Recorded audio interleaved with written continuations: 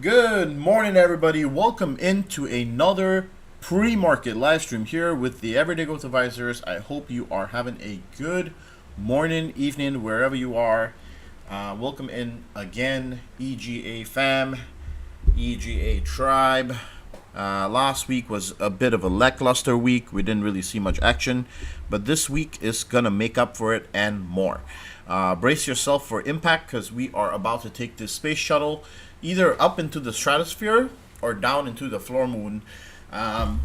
Whichever way that we're gonna go this week, we have to be prepared. We have to have all of our situations in alignment with non-conforming biases and keep our head above the clouds and ahead of the game, because if you're not prepared this week, there is some serious money to be made, and also some serious opportunity in different sectors in the markets. Okay, now as much as I hate to toot my own horn or say anything that's projective, remember that we always trade with almost no edge.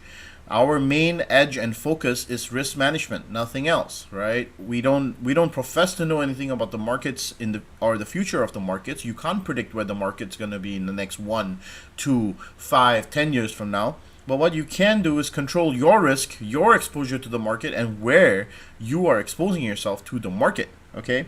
And that's the main thing that we need to be able to do when we are aiming to be a day trader or a swing trader or any one of those situations. So this week we have a huge week. You guys should have received my newsletter, one of the most important newsletters we have written till date in this year. I hope that you guys have been enjoying these newsletters. They take me a fair bit of time to put together, especially digesting everything, distilling it for everything that it is worth, and then finally sharing it with you guys so that you can kind of also catch up along with what institutions are thinking, where hedge funds are positioned, where all of the bigger players are positioned, and then lastly also what is the retail trader view and how we should be playing in that landscape. So I try to break it down all correctly and try to make it as succinct as possible in the newsletter so it's easy for you to understand where the risk and outliers lie so that you can be better prepared ahead of the week. We post that every single Sunday at around noon EST. And this week I also sent it out. We covered the various different degrading parts of the economy that we are seeing cracks in, but then at the same time also focused on the possibility of the short-term squeeze to the upside on the S&P 500, which is if the CPI data comes out better than expected, or if Fed Powell toots a positive and dovish horn on Wednesday. So as mentioned since last week, we have CPI, which will come out tomorrow pre-market, which will be a big market needle mover ahead after PPI came out. And then you have Powell that will speak on Wednesday. Remember, once again, super important, please do not make any moves until after the presser is over. And presser is the press conference. So don't make any moves until Powell has said his piece. It's only after he's done with his speech where the market will truly make the move that in the direction that it wants to actually go. While he is talking, there's going to be a lot of speculative bets. There will be a lot of people betting to the upside. There will be a lot of people betting to the downside, trying to capture all the information and bet on every single part of what he's saying. But remember that you lose out on that game because algos are much faster at figuring out what he's saying and what that means for financial markets. So let's also run through down the scenarios, of what to expect this week. Now, in the newsletter this week, I outlined two very important scenarios. And remember, there is nothing to update you guys on the macro standpoint this week because the macro is exactly what we're going to be receiving news about this week. So when the macro comes in this week, then we'll have a different kind of an update on Friday's live stream, pre-market stream, because that's when the news will already be out, okay? But as from the technical perspective, I've laid out two scenarios. You can see them here. I've kind of dimmed them down because I don't want them to be interfering with the price action of the chart. But a green scenario and a red scenario, the bullish scenario and a bearish scenario. Now, obviously, there's also a neutral scenario that we trade sideways until both of those events come out, but that's only today. And so I don't think that that's likely to happen. The neutral scenario is probably not going to be the case for today, at least. I think that because of the outright amount of hedging that is being taken on ahead of the FOMC and CPI, we're definitely going to see a little bit of volatility come back in the markets, which will send us up and down, up and down, up and down. Okay, so bullish scenario is where we get a little bit of a pullback here, possibly a false breakout to the downside, and then a squeeze to the upside post CPI and Powell. And by Friday, we should expect to see a little pullback into the 40-40 range. That should be the bullish scenario. The bearish scenario is we get that pullback and continue to sell, and then into the CPI and post Powell, we get that continued sell-off and then the bounce. Okay, so that could be both of the scenarios that play out this week, but you have to be ready with all of the levels. The key pivots on the S&P 500 are bullish pivots are going to be the 4,005 level. Okay, for 3950 to 4005, this zone right here is no man's land. This is neither a bullish nor a bearish pivot. Above this gets bullish, below this gets bearish. But remember that a break on either side needs to be met with a retest on either side for that level to be validated. Remember, that's what we call back testing in order for supply and demand to be validated so that we can definitely tell where the direction of price action is going. Remember that it's always important to understand what is the move happening, or why it's happening rather than just memorizing a bunch of numbers and then trying to play it against your numbers. Always try to understand what is the reason why something happens and understand it from the deep within, rather than try to memorize what patterns are and all those other fancy things that traders use to oversimplify their learning process. Remember that when you take the hard route and you learn things from the beginning or the foundation, nobody can take that away from you because of a very important thing. You can then apply that scenario to any scenario in the stock market. And that's something nobody can take away from you. Right? Comprende? So, now, that's your SPX scenario. Remember, we're still trading within the box. So we need that big breakout. And if we really do get that push from Powell, the dovish scenario, then the break above 4,100 and all the way up to 4,150 to 4,200 is very possible. That would also set up the price action for the Santa Claus rally. And bulls can get really, really over exuberant about that. Okay. If CPI comes out hotter and then Powell's hawkish again, and he says, no, we're not going to do anything, and we're not going to cut any rates, and we're not going to pause, and this and that, and which is very, I mean, it's quite unlikely that he says this. Then that's going to probably send us back down to 3,800 for the first stop, and then 36.85 for the next stop. I don't think maybe 36.85, that maybe we might bounce a bit higher, somewhere around 37.60 possibly, because this is a level at which we've seen support come in multiple times as well as this was a previous resistance as well. So I'm thinking more like 37.60. So this range here around here, let me draw a box in for you guys so you can see it. Thinking about this range here, 37, yeah, this range right here. This should be literally where we come down to grab some liquidity. Okay. And this could be, a short-term bounce, depending on how deep CPI gets, or Powell, or how hawkish Powell gets. Okay, so that's really what is on the horizon here this week. Now, remember, there is literally no way to predict what's about to happen this week. Okay, it's really a coin flip. It's one of those things like watching earnings. It's really going to be a 50-50 kind of thing. Okay. Now, looking at NASDAQ. A little bit of a different scenario, but remember, we're still in this freaking box. We've tried to break down and up from it so many times at this point, but we are still trading within this box. And if you zoom out and you go back into this downtrend that we're seeing here, we're still trending sideways here, and we haven't quite rejected fully to extend back down to the $10,600 level again. And remember that the bearish scenario is still on the table. It's just unlikely or less likely at this point, right?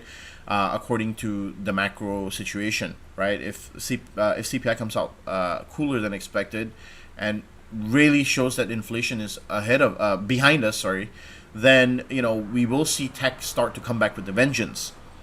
On top of that, we have IWM that has broken down. Let me delete this away now because we just hit our target last week, right? We've forecasted IWM for that downside for a while now.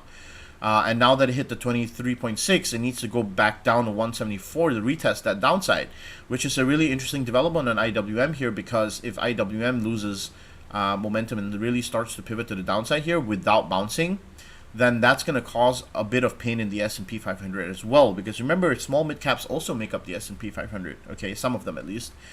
But really what no one's looking at this morning, while the market is green here, or just very, very slightly green, the VIX is up 6%. Now, I know a lot of you are probably thinking, oh man, this looks like they're setting up for some kind of a clap event, right? I'm presuming that some of you are thinking that way. But remember, for the VIX being up 6% like that, it's not unorthodox. It's not something that is out of the norm. Remember, we're entering a week which is going to be super volatile. This could just simply be additional hedgers taking protection against their portfolios, like how I will be adding protection to my portfolio today, right? If you own a big portfolio of equities, it always makes sense for you to buy some cheap hedges for your portfolio in the short term, because that's like buying insurance against your life, okay? So, just as how everybody would do that, the VIX being up 6.5% here, of course, shows that volatility is going to be increased, and also increases the likelihood of prices going further down, because that also means that a little bit of fear is being priced in, right? That's what the VIX being up 6% means. But does that mean automatically that, oh man, this means you're going to go down like 10%? No, it doesn't mean that, okay? This could be just people taking additional hedges. So don't let this get to your head and start to create bunny ears where you're starting to shoot into an open field without realizing what is even out there, okay? That's what I'm saying. Just don't get biases this week. This is a very dangerous week to get biases.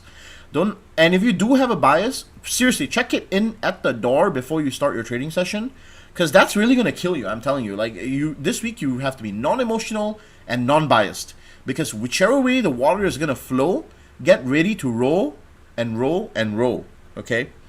Now, on top of that, we have the bond market, which has been signaling very importantly in the past couple of weeks, appetite for bonds once again. Yields have been coming down just a little bit, and we need bonds to retreat just a little bit back down to 102.82, right? Which is 38.2. I remember telling you guys multiple times now, even if we get a bounce at the 50 here, I would be okay with taking long positions in the bond market into H1 2023, which is the first half of 2023. And I mentioned this a couple of times now on the newsletter. I've mentioned it on the pre-market streams, and this will be the trade which I will be focused on through a number of proxies, TLT, TLH, which is going to be the middle and the fat tail of the bond market. So long term and the middle term. Okay, I don't want the short term because that tends to be a little volatile, and also if you know, we get any kind of a freak show event, it's going to be more likely to affect the short term of the bond market, or the short tail of the bond market, rather than the long tail as you know, robustly. On top of that, we have the dollar index here, which is starting to creep down. But remember, don't get too dependent on the dollar index as an indicator here, because it's been bouncing on this level for quite a while. We need breaks in a very definitive direction here in order for us to see any development. So keep your eye on it, but don't let it dictate what you are or not going to do with equities, because you're just going to set yourself up for disappointment. Now, I know a lot of you people are seeing a lot of patterns. I've received probably, I don't know, 1,000 like messages about, oh, hey, there's a head and shoulder forming here, and there's a tail, and I don't know what other patterns, and Mickey Mouse formation and Batman formation, and I don't know, man. Everybody like keeps telling me that there's this pattern and this pattern and this pattern. Remember, it all doesn't matter in a period of volatility. So whenever price action becomes irrational, when we're talking about a news event like CPI or FOMC, all your patterns go out of the window. Okay, remember that.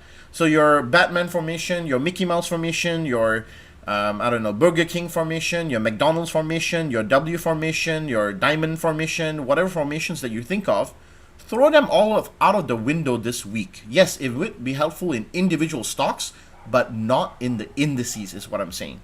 Okay, because remember, when we have economic news that breaks like that, it's groupthink mentality that's going to win. It's the collective consciousness of the entire society that's going to drive supply and demand. It's not individual patterns that are going to drive those prices. Okay, so please keep your expectations of technical patterns out of the window this week, because that's not really going to matter much if you see a head and shoulder, knees and toes, bees and wasps, or whatever else that you think that it's going to be. Okay. On top of that, semiconductors still remaining in that ranged pattern. I wanted to take a entry position sometime last week. Remember, I think I mentioned it on Discord, but I'm still waiting for this opportunity. I'm really hoping that semis can come back down a little bit so I can go enter long for a longer period of time. Remember that this is a cyclical sector, still looking for opportunity for this to get back up into the 247, 245 range, right? Energy last week came down on the precipice that there will be a rate. Well, the market's kind of pricing in a a cut in supply, right? Which Russia has kind of threatened but hasn't done yet. In a time when oil has become very scarce, okay. But remember that's going to cause a lot of down pressures on oil exploration, oil and gas, all of those sectors, especially if OPEC don't really cooperate, okay. So the bearish play for energy would be only if we can get a bounce here and start rejecting this $85 level on XLE. That's what I'll be looking at. More importantly, you should be paying attention to XLF and what it does this week. Remember that a rate hike would send financials further down. A rate cut would set financials free and rally to the upside once again, which means we would get this lower high situation. Okay, obviously it's set up for a fall right now from the technical pattern, because this is a channel which has been rejected multiple times. But remember that this doesn't mean that we have to go all the way down here. Okay, Traders always often think, oh, now that we're rejected here, we're just going to fall all the way straight down. Remember, it doesn't mean that, okay? We can bounce here, we can bounce here, we can bounce here, we can bounce so many places. This is the reason why we use a validation technique of confirmation before we take trades, okay? All right, so there you have a breakdown in terms of everything that you need to keep in mind this week. Yes, I know it was a lot, but it's needed, okay? And once again, I do appreciate you guys taking your time out to be here. So make sure you hit that subscribe and like button if you do enjoy these breakdowns. Also, make sure that you put some of the charts that you require in the comments right now so I can go break them down for you. If you want me to break down a specific ticker, you want me to break down a specific thing, you know, put them in the comments right now. Now, other things that I have to mention to you this week. Number one, please, please, please do not swing any positions this week. Doesn't make sense to swing trade in an environment where things are going to be changing very erratically midweek, okay? And so the only thing that you should be looking at this week is to play scalps, okay? Now there are many, many opportunities. I'm not going to go through, you know, the whole slew of opportunities because there's just far too many. But I've posted all of them on the Discord pre-market here. So I will tell you guys that there are a lot of opportunities for scalps this week, okay? And if you're going to scalp, then make sure that you choose something that will move, okay? So if you're gonna scalp, you need the criteria for a good scalp is what? Does anybody know what the criteria for a good scalp is? Let's have a little bit of a classroom session here. What do you guys think is the criteria for a really good scalp? What do you need? What do you need for a really good scalp? Volume, sure, that is absolutely correct. Yeah, volume. And then also remember what this volume here, remember a lot of people don't know this, but let me just remind you guys, this volume on the bottom here, it doesn't tell you jack shit about whether it is bullish or bearish. The funniest things that I have seen on Instagram from the furus, the people that claim to be successful at trading or are really, really profitable at trading, and they post their Lambos and their Lamborghinis and I don't know what else, is this. When they look down here and they point and then they say something like, look at all the bullish volume that came in. And that's how I know that person has absolutely no trading experience. Because this volume down here does not tell you whether it is bullish or bearish. Always remember that this green or red doesn't represent any direction. It only takes on the color of the candlestick that closes above it. So if it's a red candlestick, it'll give you a red volume. If it is a green candlestick, it'll give you a green volume. For people of you that don't know this and you've been trading for a very long time, let that be an eye-opener for you so that you can tell when you know, you're being hoodwinked, okay? So yeah, I've probably mentioned this a billion times on the live stream, and I really hope that these basic things, they help you out. Because honestly, I hate to see people get scammed out of hard-earned money, you know. So, okay, so let's have a look. Volume, yes. Volatility, yes, absolutely. I agree with that, Jonathan. Volume and momentum, absolutely, yes, agreed. Risk to reward ratio. Actually, contrary to belief, Jonathan, you don't really need a risk to reward ratio, but it would be good to have some. And then high delta, that's also not a bad idea if you wanted to do it. But remember that there are two schools of thought when it comes to trading with delta. You could either go for the, see, when you're taking an options trade, for example, and I'm hoping that you mean for options, Carlos. What you might be thinking or you're saying is high delta because you want to capitalize on the move, a short move, and you want to capitalize on delta. But remember that you can also capitalize on gamma, which is the change of delta, right? The change of delta.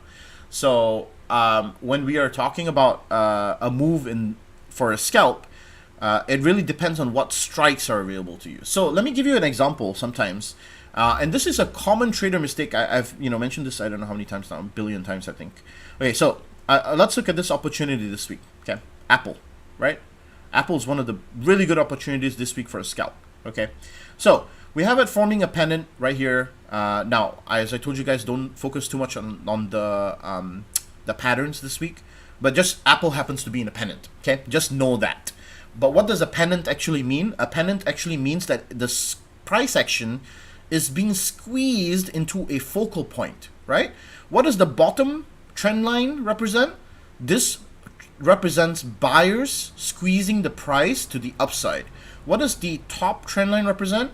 This represents sellers squeezing the price to the downside. Okay, what this creates is price action that funnels into a focal point. That's the reason why it's called a pennant or a wedge or anything like that. Okay, and when it comes to that focal point, it comes to a point where there is no more room or no more price levels for buyers and sellers to focus on. Okay, so therefore what we like to look at are these scenarios where we get clear breakouts, either higher or lower. Okay, so what we want to look for is that focal point. Now, if you were planning a scalp on Apple this week, you have to use the right strategy, right? For example, above the 145.50, you could see a possible scalp up into the 149 or 148 range with you avoiding this key candlestick wick over here. Why? Because this is an outlier. This was a false breakout, right? This was a false breakout. People would always say, oh, you actually, if it breaks this level here, you get up to here. No, that's not guaranteed. The actual focal point for the resistance is going to be here, right? Because it's going to be roughly about 149 or so. 148 or 140, yeah, 149. Let's just say 149. 148 would be better. So you would want to enter only if you can get a nice break above this 145, 146 level. And if you can get a nice break to the upside there, then it's very high chance that Apple will go up to retest at 148, 149. But you need that volume to be high. And when we say high volume, that's the reason why we have moving averages on our volume profile, right? You see the purple cloud that's around my volume. That is what we call a moving average, and you can actually enable it very, very easily. Okay, you just double click on the volume and then you click volume MA, put a cloud over it, click here, reduce the opacity. I like to have mine so that I can still see the candlesticks, but at the same time also tell me where volume is highest compared to the relative period. Okay, so high volume would be above the cloud, low volume would be below the cloud, average volume would be just peeking out of the cloud. Okay, and so it's all relative. Like for example, this is an outlier volume, right? This is also an outlier volume. This is a third outlier volume, but the average volume falls in this category around here, right? So you kind of know roughly, volume is always relative. Okay, now if you're looking intraday, remember that you also have an indicator called the OBV, on balance volume, which will show you where volume is flowing in and out. And you have to scale for that. Typically on this side, I like to change it to percent so it's much easier to look at. And when it's pointing downward, that's volume flowing out. When it's pointing upward, it's volume flowing in, right? And you can see that in real time. It will kind of coincide with the volume that's, it's basically a better indicator than just a static bar that's growing. This one actually moves down and up along with the price action. So it's more of a visual approach to volume rather than just having a static bar that goes up and down like this, right? So the OBV helps you to visualize volume a little better, okay? Now, as I was saying, Apple, one of the gravest mistakes people make in terms of choosing contracts and then delta along with that, right? Like for example, oh, okay, I'm going to take this contract, and how should I maximize my trade if I'm taking a scalp? Well, remember, sometimes Apple options chain can be tricky. I'm going to give you an example, and this can happen, okay? Let's say your target on the breakout of 146 is 149, okay? And guess what? Maybe the options chain doesn't have 149, it goes straight something like 152.50. Now, I know for many of you, you might be thinking, oh, okay, I'm just going to go and take the 152.50. Wrong. That is an absolute terrible way, because now you have priced yourself out from the zone of which this trade is likely to hit. Okay, so what traders often do is they will go out the money and further out the money for the cheaper contract, hoping to build gamma along the way and get those sweet percent gains. But remember that gamma doesn't truly actually get to peak until, does anyone know? Gamma doesn't peak until it is at the money. Okay? So therefore, by playing the gamma acceleration, you don't actually benefit from playing such an out the money contract, because the contract needs to get at the money for gamma to be at peak. That means you get the maximum returns on that contract. So in that kind of a scenario, you should always focus on trying to take a delta focused contract. What does that mean? Something closer and in the money. Let's say you were at 146, go for the 145 calls and stack delta instead of stacking gamma and that way you can exit the trade much more simpler. And if you combine this with scaling in and out of your contracts, it is a much more profitable and much more scalable way to make profits. Okay, so there's a tiny little lesson for you guys on why gamma and delta can be pretty important to learn about, when you're trading. And obviously, this is just a very small example. You need to deep dive more into it. I'm gonna laugh at that one. Seen it too many times. What do you consider high delta? Okay, so high delta. I hope you guys know that delta operates on a scale of 0 to 1 by now. If you're an options trader, 1 being the maximum, which is also theoretically impossible, or rather, it's pretty rare, and then 0 being the lowest, which also typically doesn't get to this level. So delta is always in between, and if you take that range, then the middle is going to be 0.5. So at the money contracts, typically in the short term, when we're talking about a week or two out in an expiry, we'll typically have a delta of 0.5. Okay, so above or below that will give you your upper or lower bound. All right, 392 put on SPY.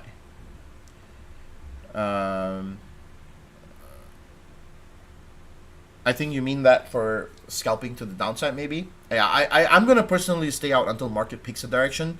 So yeah, I mean, if you have that conviction and you have some insider information on why you think it's gonna go to 392, then absolutely go for it, man. Michael, okay, nice. I'll appreciate that. Thank you. Not near area of support or rejection for bounce or rejection. Yeah. So for scalp, as I was mentioning earlier, you want to have that high volume. You want to have momentum. Now, momentum is you can tell momentum apart, and it's 1 minute to the market open here, so I'm really sorry for taking this long, but I hope that you guys learned something anyway. Momentum is told by the size of candlesticks. Okay, the bigger the candlestick gets in terms of size, that's momentum increasing. You can see high momentum here, and then it starts to shorten. This is your momentum fading away, which also will give you an idea of when the price is about to reverse. So big candlesticks with big volume, this is your momentum increasing. You should enter trades. The moment the candlesticks get smaller in size and start to fade in momentum, then that's when you exit your trades, take your profits, and get out. All right, simple lesson for you guys. Once again, I really hope that you guys learn as you come into these streams. Yeah, it's all about just giving you guys as much as you can, so that you can work with all of this information. All right. I prefer high delta because pullbacks don't really affect the contract as much when it comes to percentage change, especially if you've got a great entry. I agree with that. I typically like that kind of a contract setup as well.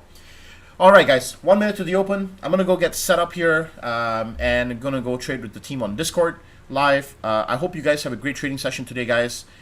Take care and have a great one. I'll see you guys back on Wednesday after CPI data.